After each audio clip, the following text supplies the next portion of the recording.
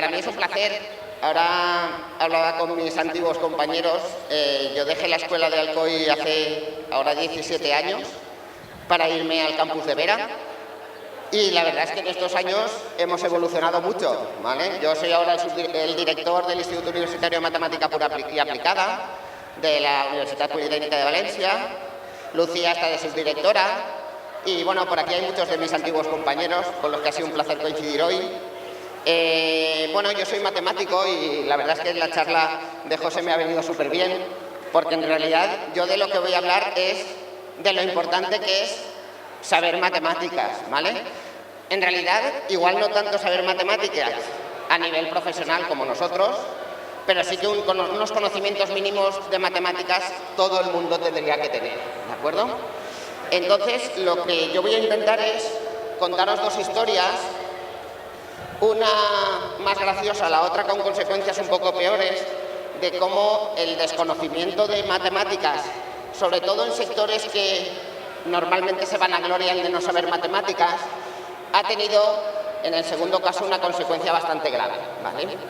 En realidad el título de la charla es Fake Maths, porque en realidad es que es el uso malo de las matemáticas, ¿no?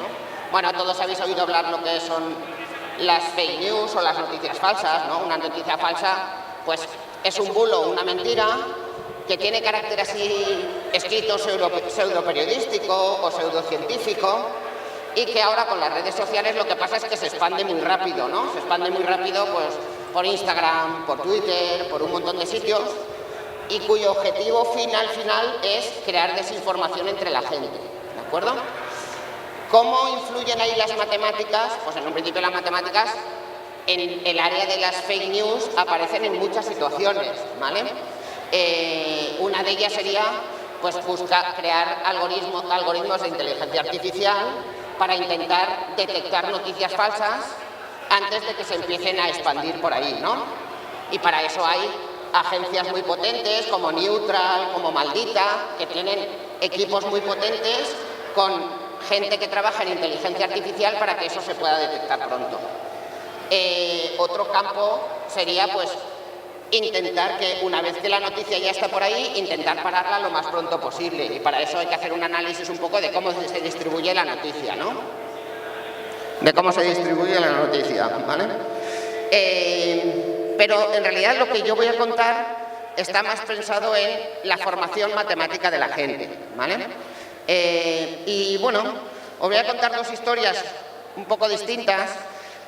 Una de cómo la intuición muchas veces está en contra de las matemáticas, y en eso se basa parte de lo que ha dicho José de la parte de la estadística, ¿no?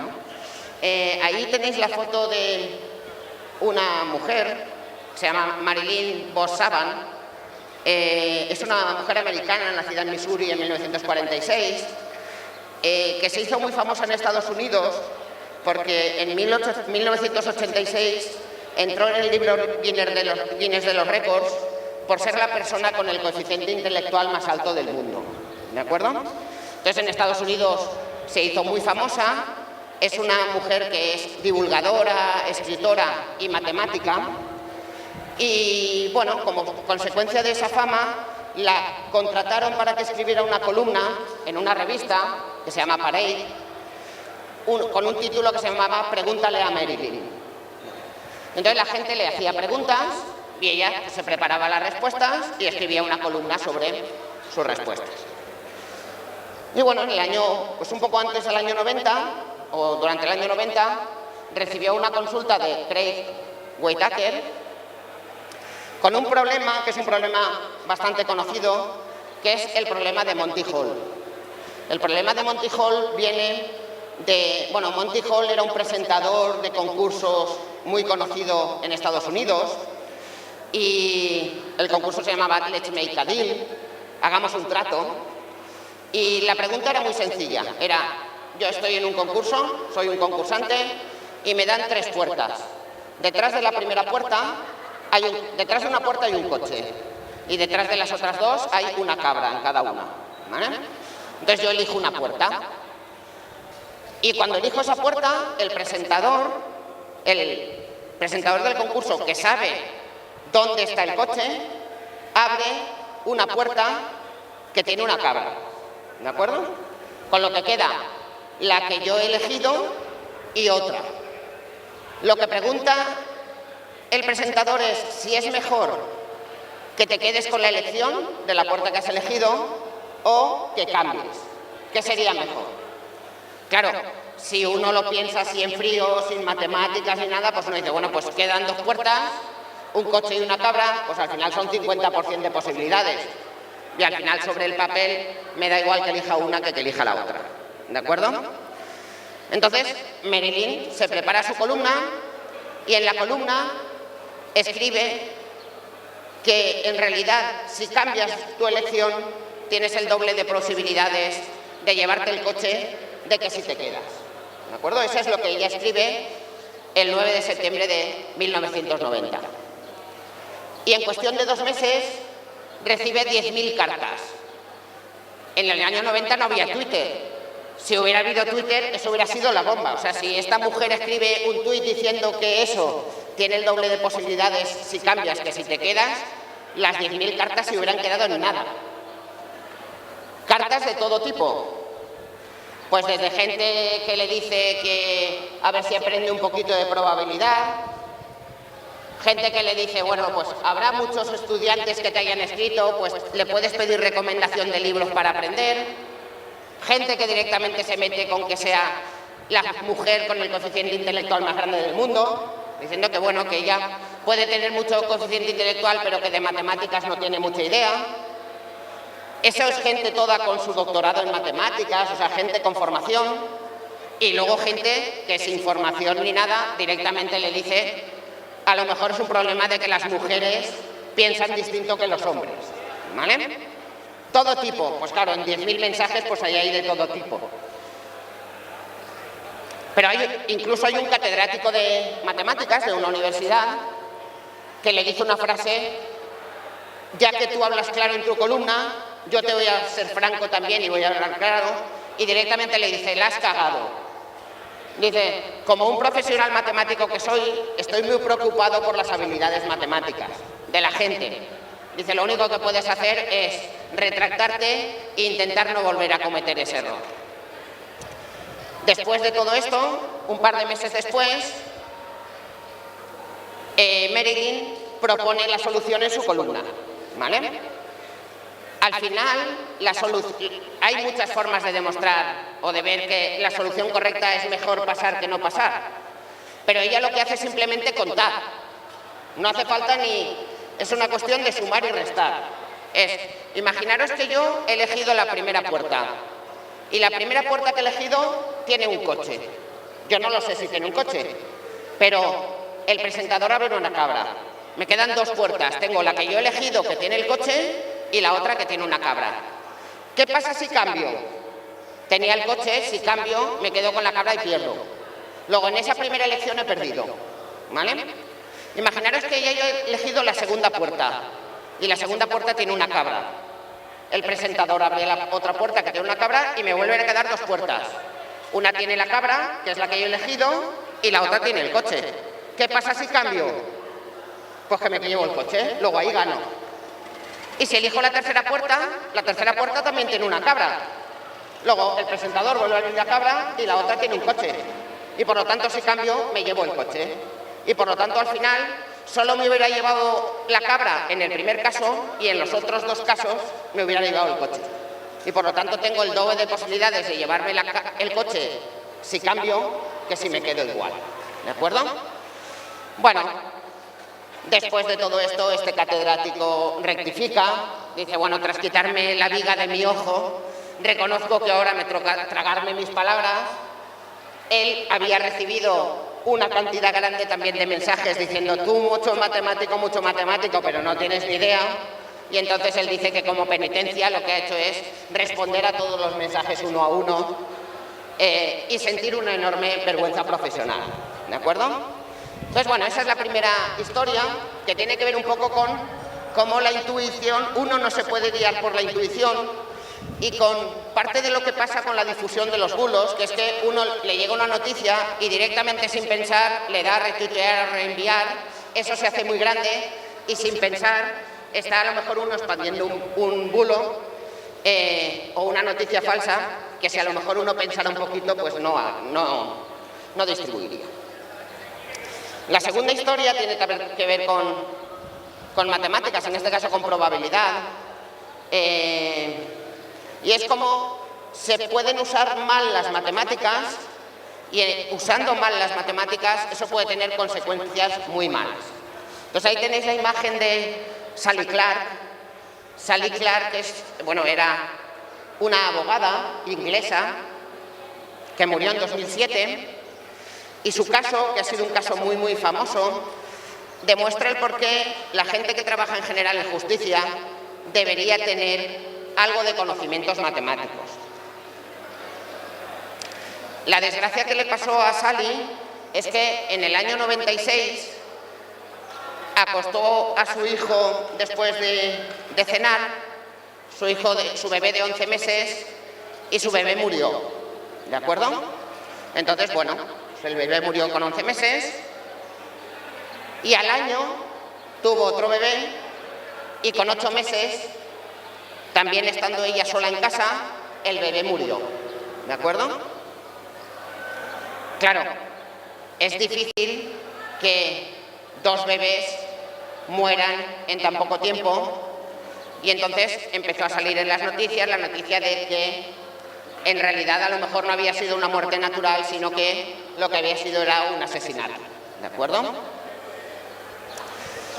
Y por esa época había un médico muy famoso y muy reconocido en Inglaterra que había hecho un estudio en los años 70 sobre cómo muchos padres tenían algún tipo de enfermedad mental que proyectaban sobre los hijos, y entonces se había dirigido en el adalid de la defensa de los menores contra las enfermedades mentales de los padres.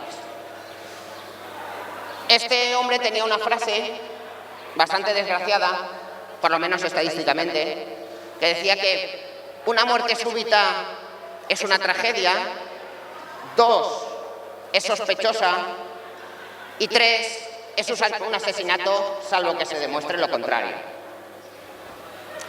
Entonces, en el juicio, él fue uno de los que hizo sus pruebas matemáticas y dijo, bueno, pues ¿cuál es la probabilidad de que un bebé muera del síndrome de muerte súbita de lactancia? La probabilidad es de cada 8.500 bebés, uno muere. Uno de cada 8.500. Y dijo, bueno, pues uno entre 8.500, como son 2 bebés, pues 1 entre 8.500 por 1 entre 8.500 es 1 partido por 73 millones. Y entonces dijo, bueno, pues si de 73 millones hay 1, pues lo más seguro es que los bebés no hayan muerto de esa enfermedad, sino que hayan sido asesinados. ¿De acuerdo? Ese fue su argumento. Ese argumento tiene muchos fallos matemáticos. Uno de ellos lo redujo Reinhild, que es que las muertes en realidad no eran independientes, porque ahí hay un factor genético que puede influir y tu hijo se puede morir de una enfermedad y el segundo morirse porque es una cosa genética y hay una dependencia de una y de la otra, ¿no? Y entonces con ese simple cálculo la probabilidad pasó de 1 sobre 73 millones a 1 entre menos de 1 millón. Pero aún así es una probabilidad muy pequeña. Y ahí es donde aparece lo que se llama la falacia del fiscal. La falacia del fiscal es una falacia muy conocida en el ámbito judicial, que lo que dice es que no es verdad que la probabilidad de que 2 bebés sea pequeña no es lo mismo que la probabilidad de inocencia de la mujer. Son 2 cosas distintas. Lo que uno está intentando es estudiar cómo de probable es que 2 bebés mueran de muerte súbita. Y eso es muy improbable. Pero, ¿cómo de probable es que una madre mate a sus 2 bebés? ¿Pensáis que eso es probable o no probable? Pues es igual, tanto de improbable que una madre mate a sus 2 bebés, que sus 2 bebés se mueran de muerte súbita. En realidad el estudio lo que tendría que ver es qué es más probable de los 2, si morir de una enfermedad o que los haya asesinado. Y es quedarse con la probabilidad más grande. Bueno, en el juicio a la mujer la condenaron a cadena perpetua. Un par de años después, la Real Sociedad Estadística Londinense escribió a través de su director una carta a la Corte Suprema diciendo que ese argumento matemático no podía ser, que no podían encarcelar a una persona así. La primera vez que escribieron no les hicieron caso, y la segunda sí que les hicieron caso, pero no por la parte matemática, sino porque se descubrió que el patólogo que había hecho de testigo en el juicio había ocultado que en realidad el segundo bebé tenía un virus respiratorio, que es lo que en realidad le causó la muerte. A ella la excarcelaron, pero como consecuencia de eso, bueno, aquí tenéis la probabilidad de que la mujer hubiera matado a los dos niños es de 1 sobre 21 millones, ¿de acuerdo? Y la probabilidad de que hubiera muerto por la enfermedad es de 1 sobre 1 millón. ¿Qué probabilidad es más grande? La más grande es que hubiera muerto por una enfermedad. Luego, en realidad, en el caso de Sally, lo que tendría que haberla es absuelto, porque era más probable que hubieran muerto por la enfermedad que hubieran muerto por un asesinato. Que las dos probabilidades son muy pequeñas, son dos números muy pequeños. Pero es como si yo os digo que ¿cuál es la probabilidad de que os toque la lotería de Navidad? La probabilidad de que te toque la lotería de Navidad es muy pequeña, pero si a ti te toca, eso no significa que tú seas un defraudador. Pues te ha tocado, es muy pequeña, pero eso no quiere decir que tú seas un ladrón porque te haya tocado, aunque hay cosas por ahí aparte, ¿de acuerdo? Pero la falacia del fiscal lo que dice es eso: hay que intentar no asociar el que una probabilidad sea muy pequeñita con el hecho de la inocencia o la culpabilidad de una persona, ¿de acuerdo? A partir de ese caso, que es uno de los casos más famosos en Inglaterra de mal uso de las matemáticas a nivel judicial, revisaron otros 100 casos más que se habían en un principio razonado de la misma manera. Este caso de Sally Clark, que murió, bueno, a ella la excarcelaron a los 3 años, en 2007, unos 4 años después de que saliera de la cárcel, ella ya tenía problemas de alcohol y la encontraron muerta, no se sabe si se suicidó o no, pero por una ingesta grande de alcohol, un poco a consecuencia de todo lo que le había pasado, ¿no?